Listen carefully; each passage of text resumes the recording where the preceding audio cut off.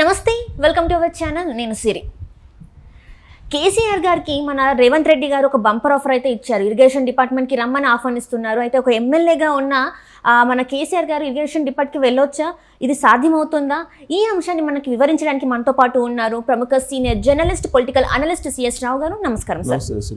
Sir, ఇప్పుడు చూస్తున్నట్టయితే మన రేవంత్ రెడ్డి గారు, ముఖ్యమంత్రి గారు, కేసీఆర్ గారికి అంటే మాజీ ముఖ్యమంత్రి, ఇప్పుడు ఎమ్మెల్యే, తనకేంటంటే ఇరిగేషన్ డిపార్ట్మెంట్లోకి ఒకసారి రండి అంటే రావచ్చు, మీరు ఇస్తానని చెప్పేసి మాట్లాడుతున్నారు. సో ఒక ఎమ్మెల్యేగా ఉన్న కేసీఆర్ గారు మళ్ళీ ఈ డిపార్ట్మెంట్కి వచ్చే అవకాశాలు ఉన్నాయి. అసలు అది సాధ్యమవుతుంది అంటారా సార్? సో ఒకటేంటంటే అసెంబ్లీ నిబంధనల ప్రకారం కానీ లేదా ఆ శాసనసభలో ఉండేటువంటి సిచ్యువేషన్స్ కానీ వీటన్నిటిని బట్టి ఎవరికైనా మినిస్టర్ పదవి ఇవ్వచ్చు. ఎమ్మెల్యేగా ఉన్నా ఇవ్వచ్చు, ఎమ్మెల్యేగా లేకపోయినా ఇవ్వచ్చు. ఇచ్చిన తర్వాత 6 monthsలో మళ్ళీ ఎమ్మెల్యేగా పోటీ చేసి ఎక్కడో దగ్గర నుంచి గెలవాలి, లేదా ఎమ్మెల్సీకి ఎంపికైన తర్వాత మళ్ళీ మినిస్టర్ అనేది కావాలి. ఇది టెక్నికల్గా అది వైబిలిటీ అవుతుంది, యాక్సెప్ట్ చేస్తుంది కూడా. అయితే అధికారంలో ఉన్నటువంటి పార్టీ ప్రతిపక్షంలో ఉన్నటువంటి వాళ్ళకి అసలు మంత్రి పదవులు ఇస్తారా అనేది ఒకటి. సో అసలు ఎందుకు కేసీఆర్కి ఇరిగేషన్ శాఖ మంత్రి ఇస్తానని చెప్పి రేవంత్ రెడ్డి బంపర్ ఆఫర్ ఇచ్చారు అసెంబ్లీ వేదికగా. అది కూడా బయట కూడా కాదు, అసెంబ్లీ వేదికగా రేవంత్ రెడ్డి మంత్రి పదవి ఇస్తానని చెప్పేసి కేసీఆర్కి ఆఫర్ ఇచ్చారు. లేదు హరీష్ రావు గారిని ఇస్తానని చెప్పి ఆఫర్ ఇచ్చారు.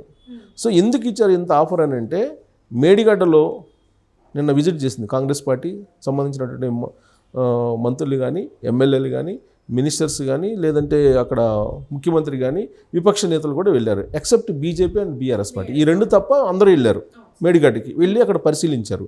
కేసీఆర్ వస్తారని చెప్పేసి కేసీఆర్ కోసం ప్రత్యేకమైన హెలికాప్టర్ కూడా నేను సిద్ధం చేశానని చెప్పి రేవంత్ రెడ్డి చెప్పడం జరిగింది.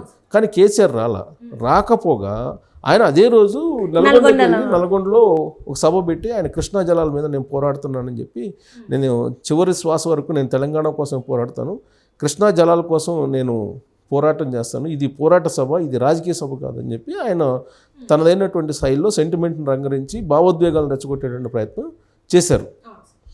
రాబోయేటువంటి లోక్సభ ఎన్నికలను దృష్టిలో పెట్టుకొని ఆ విధంగా భావోద్వేగాన్ని, సెంటిమెంట్ని రెచ్చగొడితే ఎంతకంత లబ్ధి పొందొచ్చు అనేది ఆయన యొక్క ఆలోచన. ఇది గమనించినటువంటి రేవంత్ రెడ్డి ఓటాన్ అకౌంట్ బడ్జెట్కి సంబంధించి చర్చ జరుగుతున్నటువంటి సందర్భంగా ఈ కాళేశ్వరం ప్రాజెక్టుకు సంబంధించిన అంశాన్ని తీసుకొచ్చారు.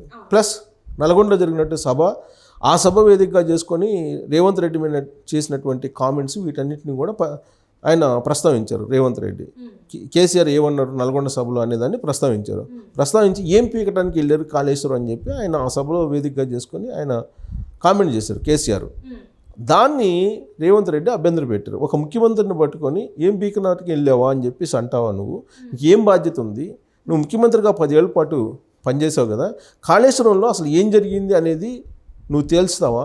నువ్వు తేల్చి కనుక నిరూపించగలిగితే నీకు ఇరిగేషన్ మినిస్టర్ ఇస్తా, నువ్వు వచ్చేసి మొత్తం అసలు అక్కడ ఏం జరిగింది అనేది నువ్వు నిరూపించు, నీకే మినిస్టర్ ఇస్తా, నీ మినిస్టర్ని తీసుకో, లేదా హరీష్ రావుని తీసుకోమన్నాడు, హరీష్ రావుని తీసుకోండి, మీరు లెక్క చెప్పండి, 1,00,000 కోట్లు ఖర్చు పెట్టారు కదా, ఈ 1,00,000 కోట్లలో ఆ ప్రాజెక్టులో ఎంత అవినీతి జరిగింది, అక్రమాలు జరిగింది, ఆల్రెడీ ఎంక్వైరీ జరుగుతుంది, విజిలెన్స్ ఎంక్వైరీ ప్రస్తుతం జరుగుతున్న ప్రస్తుత సమయంలో అసలు ఎక్కడ ఏమవుతుంది, అసలు ఆ ప్రాజెక్టు పనికొస్తుందా లేదా అర్థం కానటువంటి సిచ్యువేషన్లో ఉంది అని చెప్పి ఆందోళన వ్యక్తం చేస్తూ, అసహనం వ్యక్తం చేస్తూ, తెలంగాణ పట్ల చిత్తశుద్ధి ఎవరికి ఉంది, నిజంగా నీకు చిత్తశుద్ధి ఉంటే ఆ కాళేశ్వరం ప్రాజెక్టులో 1,00,000 కోట్లు అసలు దుర్వినియోగం చేస్తారా, 1,00,000 కోట్లు పెడతారా?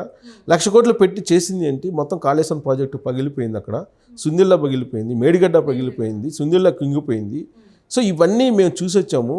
అసలు ఆ ప్రాజెక్టు వైబిలిటీ అవుతుందా కాదా, అసలు పనికొస్తుందా లేదా అని చెప్పి ఆందోళనలో మేముండి విజిట్ చేయడానికి వెళ్తే ఏం బీకనాకు వెళ్ళని చెప్పి అన్నావు కదా, కాబట్టి నువ్వు తీసుకో, మంత్రి పదవి ఇస్తాం, ఇరిగేషన్ శాఖ, నీటిపారుదల శాఖ మంత్రి పదవి ఇస్తాం, నీకే ఇస్తాం, నువ్వే పరిశీలించు, నువ్వే ఎంక్వైరీ వేయి, అక్కడ ఏం జరిగిందో నువ్వే ఒక రిపోర్ట్ తయారు చేసి ఇవ్వు నీకు అని చెప్పి ఒక బంపర్ ఆఫర్ ఇవ్వడం జరిగింది. అంటే ఇప్పుడు కేసీఆర్ చెప్పేది ఏంటంటే, కన్నివిరి ఎరగని రీతిలో ఇది కాళేశ్వరం ప్రాజెక్ట్ అనేది ఇంకా నా భూత నా భవిష్యత్ అని చెప్పేసి మాట్లాడారు సార్. కానీ ఇప్పుడు చూస్తేనేమో ఇట్లా ఉంది, 1,00,000 కోట్లు ఖర్చు పెట్టి చేసిన ఈ ప్రాజెక్టు కుంగిపోతుంది, జనాలకు 1 ఎకరానికి నీళ్ళు ఇవ్వడానికి కూడా అందుబాటులో అంటే కట్టినా కూడా అది అవ్వట్లేదు. సో ఇలాంటి ప్రాజెక్ట్ మీద ఈయన ఎందుకు మళ్ళీ రియాక్ట్ అవ్వట్లేదు సార్? మాట్లాడొచ్చు కదా. ఇప్పుడు అసెంబ్లీలో అదే అడుగుతున్నారు. ప్రతిపక్ష లీడర్ అయినా, ప్రతిపక్ష నేత, అసెంబ్లీ రికార్డుల్లో ప్రతిపక్ష నేత అని ఉంటుంది. ప్రతిపక్ష నేత ఎవరైనా అంటే కేసీఆర్ అని ఉంటుంది. కానీ ఎందుకు అసెంబ్లీకి రావు? తుంటి విరిగిందని చెప్పేసి నువ్వు దొంగ వేషాలు వేస్తున్నావు, దొంగ వేషాలు వేసి సెంటిమెంట్ని రంగరించేటువంటి ప్రయత్నం చేస్తున్నావు, సానుభూతి పొందేటువంటి ప్రయత్నం చేస్తున్నావు. అసెంబ్లీకి వచ్చి నువ్వు మాట్లాడటానికి ఏమైంది?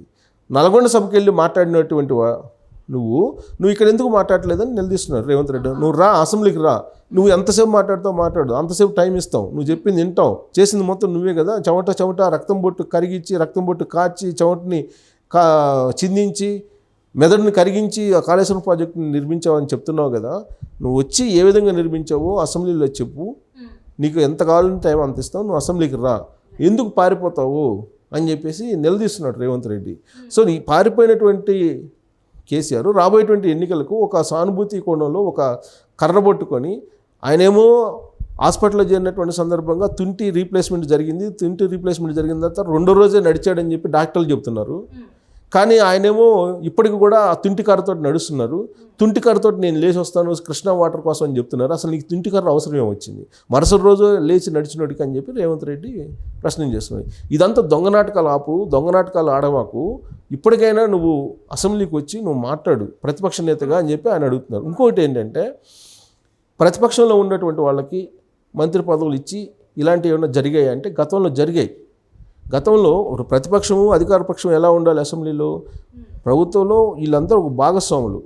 కాకపోతే మెజారిటీ వీళ్ళకు ఉన్నారు కాబట్టి సభ్యులు ప్రతిపక్షంలో ఉన్నారు, ప్రధాన ప్రతిపక్షంలో తక్కువ ఉన్నారు కాబట్టి వాళ్ళు ఉన్నారు. కాబట్టి ప్రతిపక్షం ప్రధాన ప్రతిపక్షం రెండు కలిసి వెళ్తేనే రాష్ట్రాభివృద్ధి సాధ్యం. దేశాభివృద్ధి అయినా రాష్ట్రాభివృద్ధి అయినా సాధ్యం. దేశాభివృద్ధి ఏమో లోక్సభలో. సో అక్కడ కూడా ప్రతిపక్షం అధికార పక్షం కలిసి వెళ్ళాలి.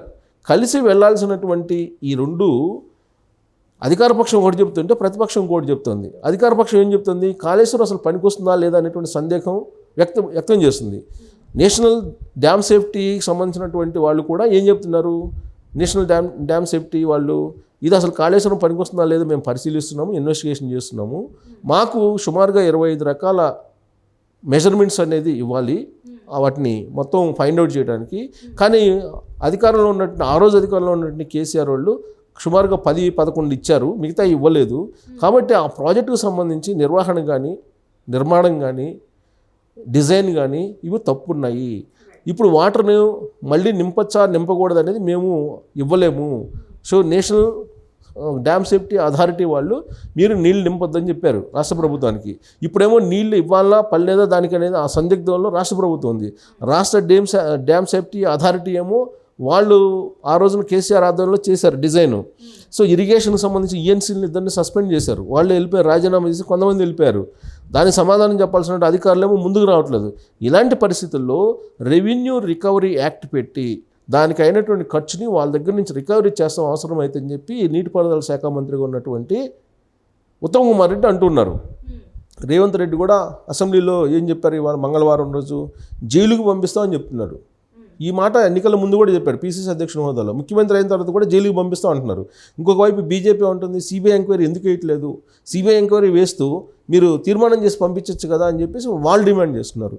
సో ఇప్పుడు ఎన్నికల చుట్టూ దీన్ని తిప్పుతున్నారు తప్పితే అన్ని పార్టీలు. ఇప్పుడు బీజేపీ కేంద్రంలో అధికారంలో ఉంది, సో వాళ్ళైనా సరే సిబిఐ ఎంక్వైరీ వేయచ్చు, డైరెక్ట్గా వేసే అధికారం వాళ్ళకు ఉంది. రాష్ట్ర ప్రభుత్వం అయినా కానీ సిబిఐ ఎంక్వైరీ వేయమని చెప్పి అడగొచ్చు రాష్ట్ర ప్రభుత్వం అయినా, కానీ అడగట్లా. అడగకపోగా బీజేపీ బీఆర్ఎస్ పార్టీ ఒకటని చెప్పేసి కాంగ్రెస్ చెప్తుంది, కాంగ్రెస్ బీజేపీ ఒకటని చెప్పి బీఆర్ఎస్ పార్టీ చెప్తుంది. ఆ బీజేపీ ఏముంటుంది, అసలు కాంగ్రెస్ బీఆర్ఎస్ పార్టీ ఎంఐఎం 3 ఒకటని వాళ్ళు చెబుతున్నారు. సో ఇక్కడ పబ్లిక్ని కన్ఫ్యూజ్ చేస్తున్నారు, అసలు విషయాన్ని వదిలిపెడుతున్నారు. అసలు 1,00,000 కోట్ల మాట ఏంటి అనేది ఎవరు చెప్పట్లా. ఇప్పటికీ కూడా నేను సిట్టింగ్ జడ్జి చేత విచారణ చేపిస్తానని చెప్పి ఎన్నికల ముందు రేవంత్ రెడ్డి చెప్పారు. సిట్టింగ్ జడ్జి చేత విచారణ చేయమని చెప్పి ఒక లెటర్ హైకోర్టుకు రాశారు. హైకోర్టు నుంచి రిప్లై ఏమొచ్చింది, మేము సిట్టింగ్ జడ్జి చేత మేము ఇవ్వలేము సిట్టింగ్ జడ్జిని, మీరు రిటైర్డ్ జడ్జిని ఎంచుకోండి అని చెప్పారు. సో రిటైర్డ్ జడ్జి చేత విచారణ చేపిస్తే అది ఆ విచారణ సక్రమంగా సాగదు, సకాలంలో సాగదు అనేటువంటిది గత ఎంక్వైరీలను బట్టి మనం అంచనా వేసుకోవచ్చు. సో ఇలాంటి పరిస్థితుల్లో అసలు దాన్ని విజిలెన్స్ ఎంక్వైరీ పెట్టారు. విజిలెన్స్ ఎంక్వైరీ చేసిన తర్వాత కొంతమంది ఐఏఎస్ అధికారుల మీద చర్యలు తీసుకోవడానికి సన్నద్ధమయ్యారు. వాళ్ళ పాటు వాళ్ళు రాజీనామా చేసి వెళ్ళిపోయారు, కొంతమందిని సస్పెండ్ చేశారు. సో అంతవరకు పరిమితమా, నిజంగానే కల్వకుంట్ల ఫ్యామిలీని జైలుకు పంపించేటువంటి అవకాశం ఉందా అని అంటే సిబిఐ ఎంక్వైరీ వేస్తే అప్పుడు ఏదైనా అవకాశం ఉంటుంది. సిబిఐ ఎంక్వైరీ వేయకుండా వీళ్ళు చెప్పేటువంటి ఈ కబుర్లన్నీ కూడా అవసరమైతే అనే కబుర్లన్నీ కూడా కేవలం లోక్సభ ఎన్నికల కోసం వీళ్ళు చేసినట్టు అంటే వాళ్ళ స్వలాభం కోసమే కానీ ఇక్కడ ఎక్కడ కూడా జనాల కోసం కానీ అంటే వాళ్ళకి నీరు ఇవ్వాలి అన్న ఆలోచన మాత్రం ఎక్కడ కనిపించట్లేదు. వాళ్ళు ఏదైనా మంత్రుల పదవుల కోసం మాత్రమే తాపత్రయపడుతున్నట్టు అర్థమవుతుంది. అంటే నీళ్లు ఇవ్వడానికి సెంట్రల్ ఇప్పుడు national dam safety authority permission ఇవ్వట్లా, నీళ్ళు నింపితే అసలు ఉన్నది కూడా కూలిపోతుంది. ఆల్రెడీ అక్కడ మోటార్లు గతంలో ఫ్లడ్ వచ్చేసి అక్కడ రిపేర్ వచ్చింది, ఆ రిపేర్ పూర్తయింది అంటున్నారు. ఈ లోపుగా మేడిగడ్డ కుంగిపోయింది, అదేమో సుందిళ్ళ పగిలిపోయింది. సో ఇవన్నీ రిపేర్ చేయాలి కదా, ఇవన్నీ రిపేర్ చేయాలంటే ప్రాథమికంగా ఇప్పుడు దాదాపు 5 నుంచి 1000 కోట్ల దాకా అవుతుందని ప్రాథమిక అంచనా. సరే ఇంత చేసినా కానీ అసలు కాళేశ్వరం ప్రాజెక్ట్ పనికొస్తుందా అని అంటే దాని మీద కూడా సందేహం ఉంది. సో వీళ్ళేమంటారు, కేసీఆర్ అండ్ టీము వాళ్ళు ఏమంటారు, అది కేవలం మేడిగడ్డ కుంగిపోయింది, దానికి పెద్ద రాత మొత్తం కాళేశ్వరం ప్రాజెక్ట్ పోయిందని చెప్పి చెబుతున్నారు, అది అబద్ధం అని వాళ్ళు చెప్తారు. వీళ్ళేమంటారు, మొత్తం అసలు కాళేశ్వరం ప్రాజెక్టు పనికొస్తుందా లేదా అనేది వీళ్ళు అంటారు. సో కాబట్టి ఇది కేవలం పొలిటికల్ యాంగిల్లో తీసుకెళ్తున్నారు తప్పితే అసలు వాస్తవం ఏంటి అనేది చెప్పట్లేదు.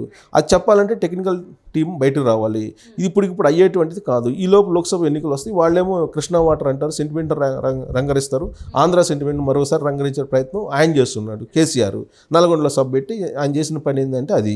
వీళ్ళేంటి మేడిగడ్డను చూపించి మన అసెంబ్లీలో గెలిచారు కాబట్టి ఇంకో లోక్సభలో కూడా గెలుచుకోవాలని వీళ్ళు చేస్తున్నారు. సో వీళ్ళిద్దరు కలిసి తెలంగాణ సమాజాన్ని పక్కదోవ పట్టిస్తున్నారు. అలాగే ఆంధ్రప్రదేశ్ను కూడా, ఆంధ్రప్రదేశ్ ప్రజలను కూడా తప్పుదోవ పట్టించడం ప్రయత్నం చేస్తున్నారు. ఎందుకంటే బిర్యానీ తిని కేసీఆర్ అక్కడికి వచ్చి చేపల పులుసు తిని కృష్ణా వాటర్ ఇచ్చారని వాళ్ళు చెబుతున్నారు. ఎవరు, కాంగ్రెస్ వాళ్ళు చెబుతున్నారు. వీళ్ళేం చెబుతున్నారు, జగన్మోహన్ రెడ్డి హైదరాబాద్ వచ్చి బిర్యానీ తిని గోదావరి నీళ్ళు ఇచ్చారని ఆంధ్రప్రదేశ్లో వాళ్ళు అంటున్నారు. సో ఇక్కడ బిర్యానీ చేపల పులుసు వ్యవహారం తప్పితే తెలంగాణ సమాజానికి వాస్తవాలు చెప్పడానికి బహుశా ఎవరు ముందుకు రాకపోవడం అనేది దురదృష్టం. Right sir, right. Thank you so much sir. Thank you.